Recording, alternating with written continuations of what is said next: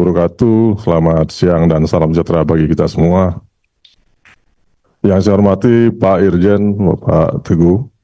Yang saya hormati Pak Deputi Informasi dan Data, Pak Eko Marjono. Yang saya hormati Pak Sriana, Sekjen LPSK, Pak Sekjen Pak Dian, Pak Sarul, Sesped, Bapak Ibu yang hadir di ruangan ini maupun yang mengikuti melalui Zoom meeting. Tadi memang sudah banyak disampaikan oleh Pak Komarjono dan Pak Siana. Dan memang kolaborasi itu penting sekali. Dan yang nanti akan saya sampaikan juga terkait dengan yang disampaikan tadi. Namun demikian, nanti saya akan menyampaikan apa yang menjadi tusi dan langkah-langkah dalam menindaklanjuti penanganan whistleblower system dan tentunya juga tentang perlindungan pelapor. Baik Bapak dan Ibu sekalian, nah di sini kami mengambil judul penanganan fraud dengan Trisula anti kecurangan atau fraud. Mungkin Bapak Ibu yang hadir sudah tahu apa yang maksud dengan fraud. Yang dapat saya sampaikan bahwa fraud adalah tindakan yang dilakukan dengan sengaja untuk merugikan pihak lain dan atau organisasi menyalahgunakan sumber daya organisasi dan atau memperoleh keuntungan pribadi atau kelompok yang mengakibatkan kerugian keuangan dan atau reputasi. Nah, jadi dari kaitan fraud ini tentunya harus ada penanganan, langkah-langkah apa yang akan dilanjuti. Nah, dikaitkan dengan tugas fungsi kami sendiri di Inspektur 5, ada 2 tusi di sana, yaitu terkait dengan pemantauan dan koordinasi atas tindak lanjut hasil pengawasan tentang penggunaan dana desa. Dan yang kedua adalah tentang audit investigasi. Nah, kalau kita bicara tentang audit investigasi, tentunya audit yang dilakukan terkait dengan adanya keuangan negara. Namun yang kami laksanakan selama ini belum menyentuh ke sana. Baru terbatas pada audit dengan tujuan tertentu, Pak. Jadi hanya kami terima laporan terkait dengan pelanggaran terkait dengan disiplin pegawai, apakah itu terkait dengan penipuan mengenai mengaku sebagai PPK untuk mendapatkan proyek. Nah, ini sudah di tangan juga, mungkin Pak Ses juga ada mengalami juga itu, sehingga sampai ditunkan lah. Ya ini Pak yang ini. Jadi belum nyentuh terkait dengan ini Pak, apa tentang penyalahgunaan anggaran yang ada di kementerian sendiri. Di sini ada risiko fraud di sektor publik.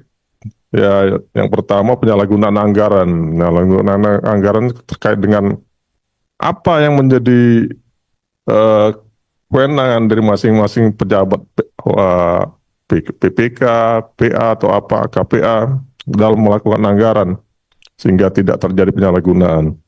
Dan ada juga korupsi dalam pengadaan barang dan jasa. Nah, ini sering terjadi tidak dilakukan oleh salah satu orang. Jadi harus ada 2 belah pihak, misalnya dengan kontraktor dengan PPK ataupun struktur pengadaan barang dan jasa yang lainnya. Selanjutnya juga ada manipulasi data dan laporan, konflik kepentingan dan penyalahgunaan wewenang. Nah, ini yang sering terjadi juga penyalahgunaan wewenang, melakukan hal-hal yang di luar ataupun bertentangan ketentuan yang ada. Dalam melakukan penanganan fraud, sekarang kondisi sudah berubah dalam sektor publik, yaitu pendekatannya dari deteksi ke pencegahan proaktif, salah satu dengan sistem pelaporan cerdas. Nah, ini yang disampaikan tadi melalui sarana whistleblowing system itu. Jadi seperti sampaikan Pak Eko Marjono, itu terdapat beberapa survei kemarin banyak laporan yang masih kurang, Pak ya. Karena ada kekhawatiran akan dipindahkan, akan disisihkan dalam kegiatan di kantor. Nah, itu ya kekhawatiran. Maka sarana whistleblower system inilah yang akan menjadi wadah untuk perlindungan bagi pelapor. Namun demikian, dengan adanya whistleblower system tidak kita untuk memancing ataupun mendorong orang untuk melaporkan, karena harus juga ada dasarnya, ada data dukung yang benar-benar menyentuh bahwa laporan itu benar adanya dan dilakukan oleh siapa. Tidak hanya fitnah atau sentimen kepada teman, misalnya ngelihat ada teman kok dia bisa beli ini, wah pasti korupsi ini, nah dilaporkan, nah itu ya kita jaga tuh Pak. Nanti juga akan saya jelaskan bahwa memang harus ada verifikasi di sana. Nah selanjutnya penanganan juga harusnya ada munculnya kolaborasi lintas yurisdiksi yang tadi setelah sampaikan dalam rangka kasus terbatas termasuk kerjasama antar auditor, regulator, dan lembaga penegak hukum. Jadi kita kolaborasi dalam hal ini dengan KPK terkait dengan WBS terintegrasi dan LPSK selaku lembaga perlindungan saksi dan korban. Lanjutnya untuk latar belakang, kembali lagi yang tusi tadi Pak, kita harus punya pedoman audit investigasi. Jadi pegangan kita dalam melaksanakan tugas melakukan audit investigasi. Nah sebelumnya sudah ada memang Cap Irjen yang menjadi pedoman bagi auditor di Inspektur 5 dalam melakukan audit. Namun kemarin juga kami diskusikan masih terdapat kekurangan karena kemarin masih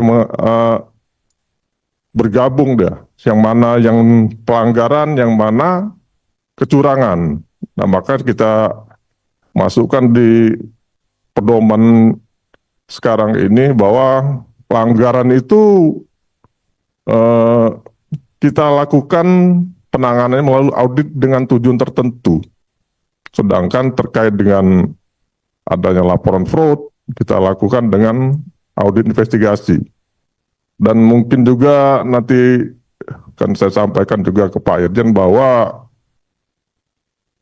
Inspektorat 5 ini kan investigasi, sedangkan 1-4 masih bisa melakukan audit dengan tujuan tertentu. Langkah baiknya apabila ada laporan terkait dengan disiplin pegawai, misalnya pegawai tidak masuk kerja atau ada permasalahan pernikahan, perceraian, bisa ditangani oleh auditor di inspektorat pengampunya, inspektorat mitra 1-4. Jadi misalnya ada UK1 yang meminta untuk ditindaklanjuti, ya sebaiknya dilakukan oleh Inspektorat 1-4, bukan di Inspektorat 5.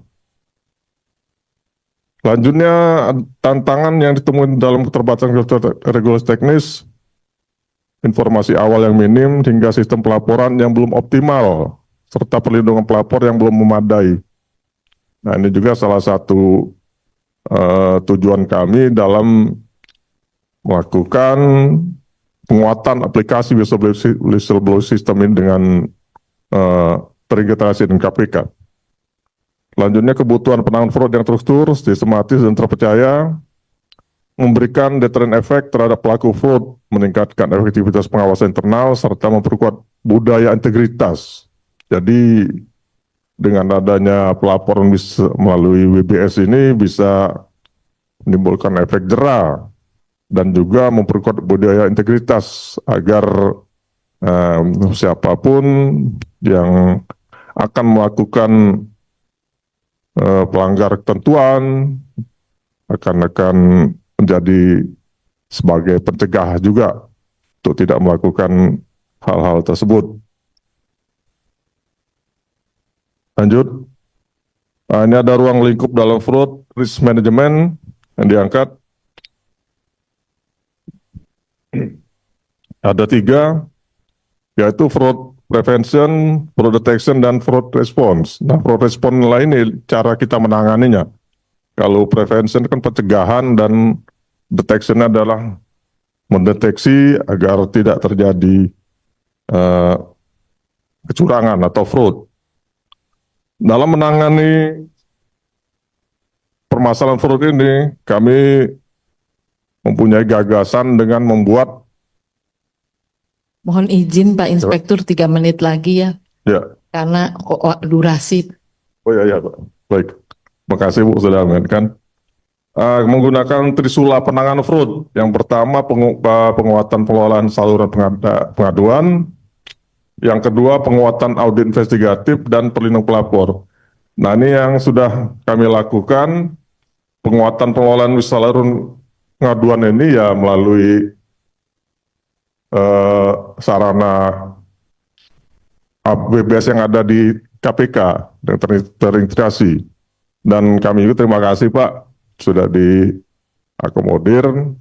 Kami juga mengirimkan auditor kami untuk mengikuti bintek di KPK Pak, dan alhamdulillah bisa segera menyesuaikan. Dalam 1 hari sudah bisa ini bisa ditindaklanjuti, mungkin sudah running ya teman-teman ya. Selanjutnya penguatan audit investigatif ya terkait dengan perubahan Cap Irjen tadi. Jadi sudah kita terbitkan Cap Irjen nomor 151 tahun 2025. Dan terkait dengan perlindungan pelapor sudah dilakukan juga kerjasama dengan LPSK, dan tadi juga sudah alhamdulillah sudah tanda tangani perjanjian kerjasama sebagai tindak lanjut dari MOU tersebut. Selanjutnya ada cara-cara untuk pelaporan. Nah, ini tata cara melapor melalui BBS di Kementerian Desa dan Pembangunan Daerah Tertinggal. Mungkin Bapak Ibu nanti bisa menggunakan ini, misalnya ada yang akan dilaporkan, ya lo registrasi, login, buat aduan, dan cek status. Dan yang penting dalam hal ini adalah untuk perlindungan bagi Bapak Ibu yang melaporkan, kita jaga kerahasiaannya. Jadi 1 menit lagi ya Pak Inspektur. Terima kasih Bu. Pak Deputi mau RDP Pak. Oh ya. Jadi intinya dengan adanya ini terdapat penguatan dari Trisula ini, bahwa sebelum ini WBS belum ada dan belum optimal, kita tindak lanjuti, dan semoga saja ke depannya bisa berjalan dan tetap terintegrasi dengan KPK, dan juga komunikasi dan koordinasi dengan LPSK terkait perlindungan pelapor ya, sehingga apabila terdapat laporan ini bisa berlanjut di pengadilan, tetap akan dilindungi sama LPSK. Nah, karena tadi sudah disampaikan Bu, waktu sudah habis. Mungkin demikian yang dapat saya sampaikan. Terima kasih. Mohon maaf kalau ada kekurangan. Saya akhiri dengan wabillahi taufik walhidayah. Wassalamualaikum warahmatullahi wabarakatuh.